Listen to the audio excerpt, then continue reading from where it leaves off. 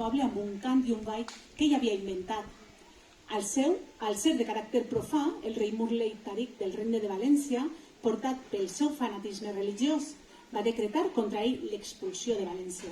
A Benjot es va refugiar en terres aragoneses on este ball es va popularitzar i va prendre el nom de la jota. La jota es diu jota perquè la va inventar a Benjot. Quan de València va venir, bandejat cap a Aragó. Amb tots vostès, la jota de les Useres, una preciosa jota vinguda de la comarca castellonenca d'Alcalatem.